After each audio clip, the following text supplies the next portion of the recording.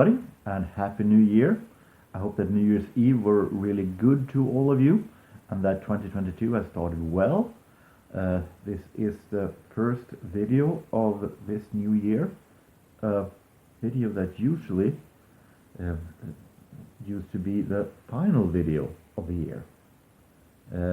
Because we're talking about the best findings of 2021, and the best findings video I usually have as the last video, as a summary of the year that has been. But time ran away from me with the Q&A stream and everything that needed to be done, and year-end chart of different kinds and so on. So I haven't had the time actually. So let's do it now instead, and go back to 2021 and see what has been happening during the past year. 2021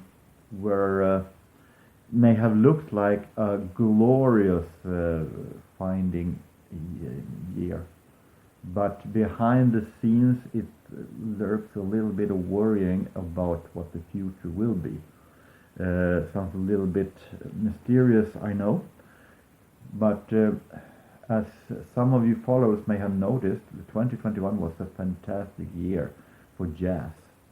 It's been coming in a whole lot of jazz albums in vinyl, in CDs and everything, and it started in the beginning of the year with two thrift stores getting in at the same time, literally. A whole stack of jazz vinyl that I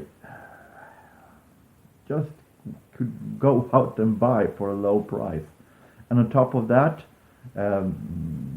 my record store, Vinylstallet, also sold out some really fine jazz CDs for $1. So I had very much jazz to buy during the beginning of the year. And it has also been a great ending of the year also, with a lot of jazz findings. So it may have looked like I've done some marvelous bargains. And I have done some great bargains, fantastic bargains that you will see. But the problem is that if you're looking very harsh on it, it has also been that 2021 were mainly three things. The jazz findings, that I could go to outdoor fairs again. There was a record fair, there was this mega flea market during the autumn, and it was fantastic to be able to go to those again. And of course, a special shout out to something that also was a gigantic part of 2021. A special shout out to Kjellman and all of those CDs that you have been sending me during this year. 2021 was your year, and I thank you for each and everything that you have sent me during this year. And as you can see here, it is a picture of I think everything that I have gotten from you during this year. So I thank you very much for all of these. But those three were the main things, and of course I've done some great findings, no doubt about it. But the problem is that it hasn't been those big income of records on the thrift stores between those things. People, of course, today have found a way to make huge money of the record when records are hip again, and sells them on internet. Well, I don't buy records hardly at all, with one exception, Webshop Ginza, and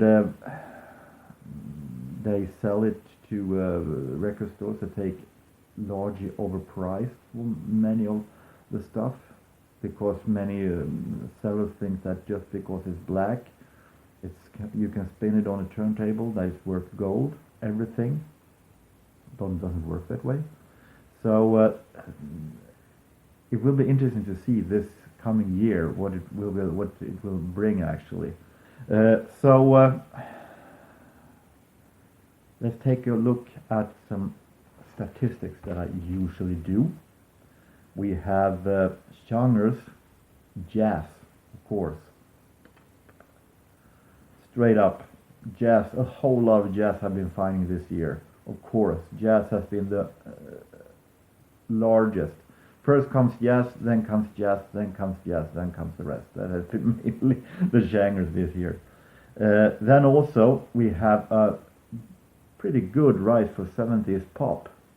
And within that category I count singer-songwriters and so on. The biggest disappointment this year is 70s soul that I haven't been finding as much as I wanted to, unfortunately. Also, 80s synth and new wave hasn't been all that much. However, synth pop overall from the normal synth pop has been a pretty big rise actually, much to the CDs that I found in Mars. I found 7-8 CDs with pure synth pop. Formats, vinyl, CDs, 45s. It was literally saved by the mega flea market, but other than that, it has been a so-so year for 45s. So that was some statistics for those of you who are interested. Normally I also do a quick little mix of pictures of other records that I've been finding that was really great, that are outside of this top 10 of the best findings, and I will do this year also. So here comes some footages of stuff that I've been finding during this year.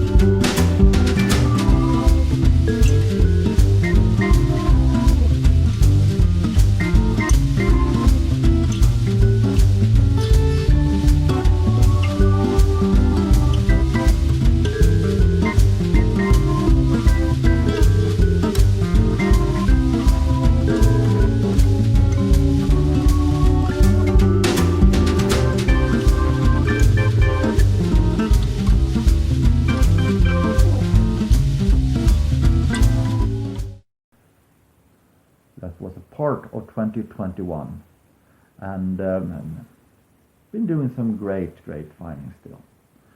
So now let's go to the main thing, the top 10, the best findings of this year. So if you think that it's a lot of jazz in this chart, yes, you're right.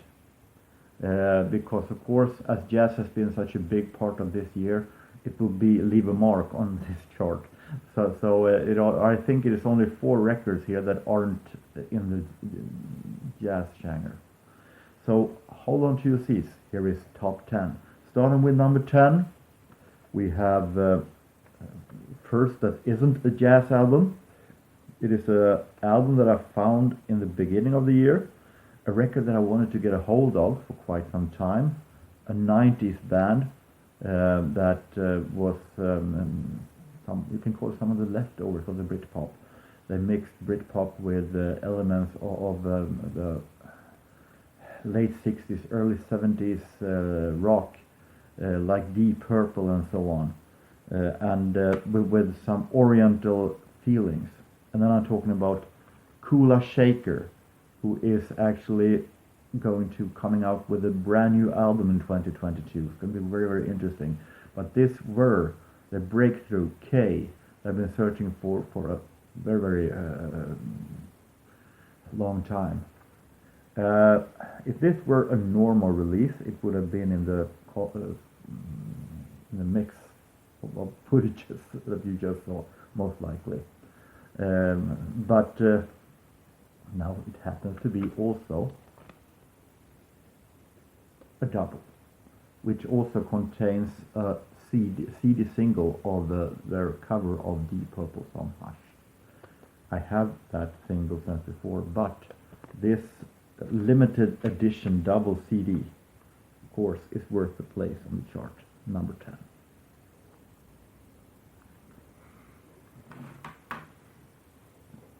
Number 9 is a finding from just recently, from the end of the year.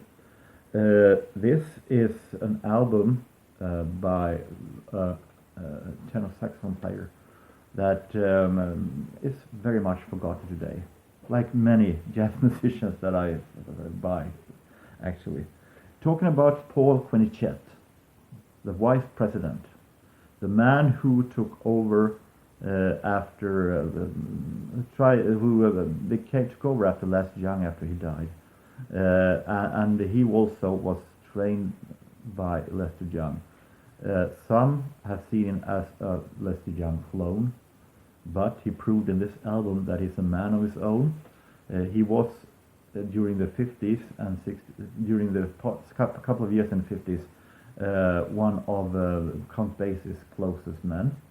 And Count Basie is also present in a few tracks here, and on the other tracks there are a lot of Basie men,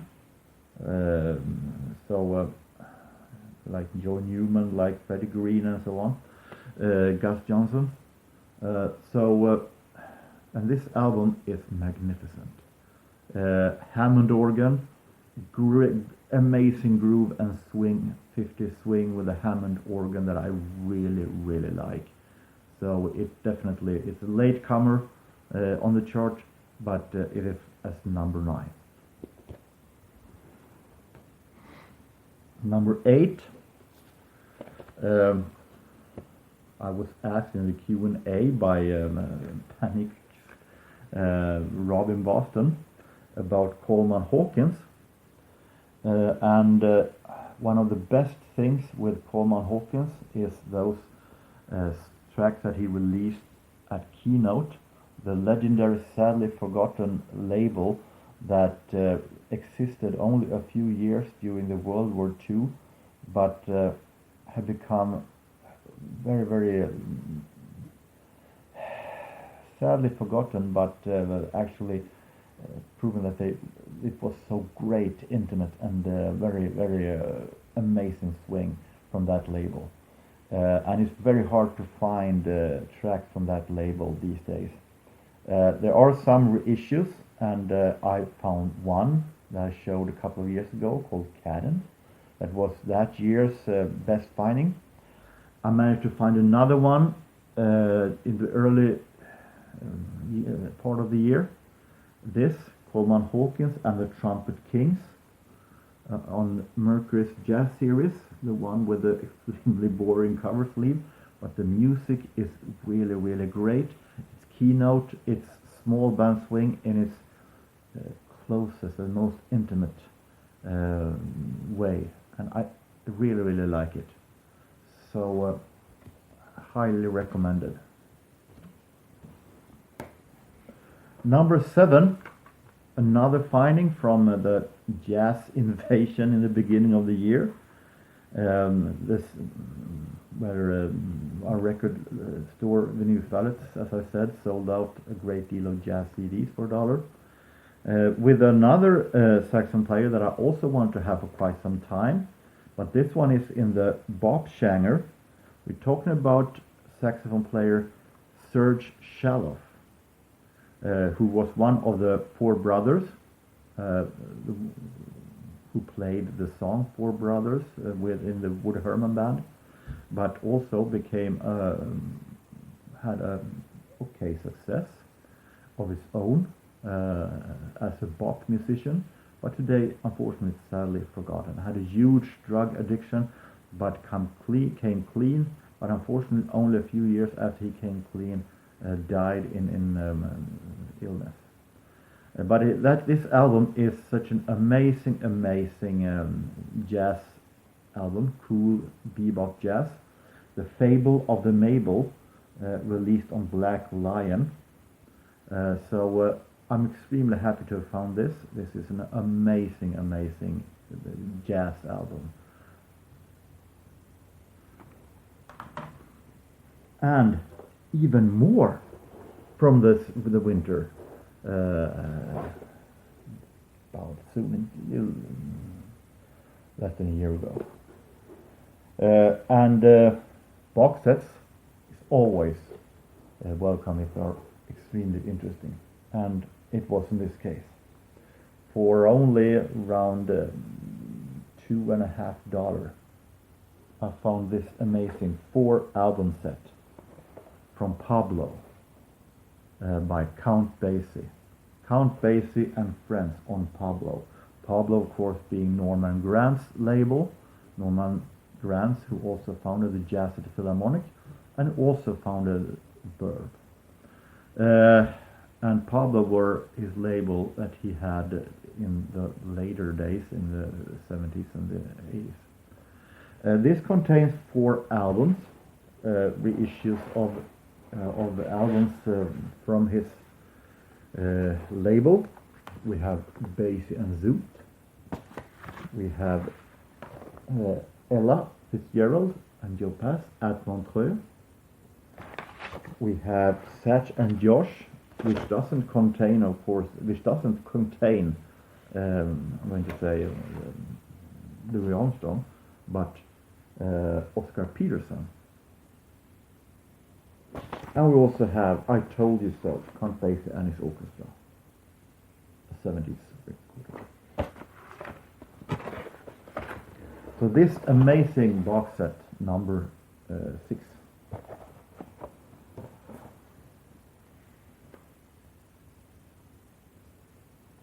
Number 5, now we're leaving jazz for a moment, and we go to the Mega Flea Market in this autumn, which I was really happy to be able to go to. I managed to find this, I was extremely happy for. Frankie Goes to Hollywood, Rage Hard. As a normal 7-inch, wouldn't be anything really special, actually. Great song, definitely great song. Frankie Goes to Hollywood, always interesting, but this is a special release where you can get some fists if you open the gatefold. So you get a really nice with inner sleeve single with a great song, a sadly forgotten Frankie Goes to Hollywood song today. Drowned in Two Tribes and Relax and Power of Love from the first album. And you also get a nice bonus thing. Number 5. Number 4. The thing that I was most happy for during the return of the record fair during the autumn. I was able to go to record fair again. I was so happy. I had a marvelous time, and I also for $2 managed to find something that I've been hoping to find for so long. And I'm talking about a real genuine album with Groucho Marx. I have, of course, on CD an episode of You Bet Your Life, but that is the closest.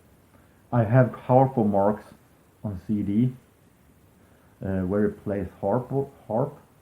I have Chico Marx on CD, but now I also have an album solo with Groucho Marx.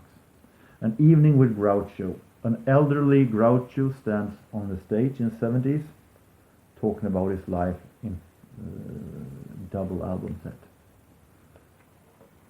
It's really nice gatefold, and he also sings songs from his movies. So this is a nice piece of nostalgia for every Marx Brothers fan, such as myself.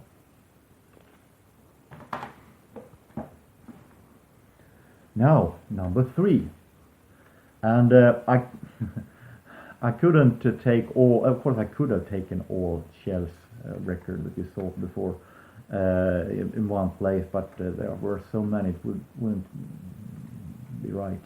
So I picked one, the one that I was most shocked when I actually saw when I opened the packages. And you can see here is a little replay of my reaction when I opened the package and saw this record. And we have here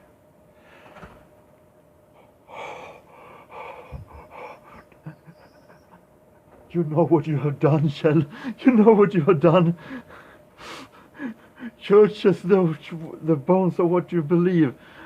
I really have wanted this. The mother we share and we sink and gun and I ordered this one from JorgenS, the Swedish web shop, a couple of years ago, and I didn't get it because they had to order it, and for some reason it got lost, so I never got it. And thank you very much. This was quite a surprise. On the balcony, it was you can fit an apple hole in my mouth there. It was this, of course, JorgenS, the bones of what you believe. JorgenS, British JorgenS, one of the premier names nowadays in the British new synth pop, with singer Lauren Mayberry, and I really am a huge fan of this band. I think they're amazing, and I really like her voice. She has a cute and charming voice that also is energetic. So I was so happy to finally find this, especially after since I ordered it once from JorgenS and I didn't get it because they had problem with the import, and now all of a sudden it's there. And it was sealed. So this is definitely worth a place on the chart, and it goes bronze to it. So now we're getting close. We are at number 2, and it goes to 3 records. Here I can take multiple because there are 3 in the same series. Not complete series though, but still 3 in the same series. We're talking about a jazz finding, of course, and it is a jazz finding I did, I think, during the spring, and they were sealed when I bought it, and it is pretty, well, rather new with my standards. The releases are from 2007, but it's from this side of the century. So I'm talking about these 3 French releases by André Francis and Jean Schwartz, Presence, and we have André Francis, who is an author, very influential person in the French jazz. And Jean Schwartz, there had been written a lot of jazz songs in the French jazz. So their series are legendary and not easy to find. And I managed to find them for a very, very great price. One with Benny Carter, one with Stan Kenton, and one with Horace Silver. And they are fantastic because they don't go for the easiest songs in these. We're talking about experts picking the real best songs, the stuff that actually is maybe not released that often, and that actually needed to be out now. So 3 double CDs with great jazz that you don't hear all that often with some of the greatest names. Of course, it is worth number 2 on this chart. But then, it didn't stand a chance for the number 1. That was pretty... it was pretty clear which would be number 1, actually. I got it from the web shop Ginza when they had a sellout during the summer, and from the moment I listened to it, somewhere deep inside I felt like this might be the winner. I'm talking about this reissue, which isn't all that often that I buy a pretty new reissue that is sealed. But here, this reissue is from 2018. The original album is from 58. So we're talking about Dexter Gordon and Dexter Rise Again. And this is a release on Vinyl Passion. I paid $6 for this one. This amazing brand new vinyl. And not only does it contain a fantastic album in the original Dexter Rise Again, which is jazz at its absolute finest, with some of Ray's musicians, Bud Powell, Ted Dameron, Art Blakey, Fats Navarro, but also it contains some bonus tracks that weren't on the original album. So for its bebop, cool bebop jazz in its absolute finest for an extremely great price, new released reissue, is the best finding of this year. Dexter Gordon's Dexter Rise Again. So that was my 2021. Now the interesting thing is always, what does 2022 have to offer? What will be the first finding of the year? What will be next year's, the 2022 year's best finding?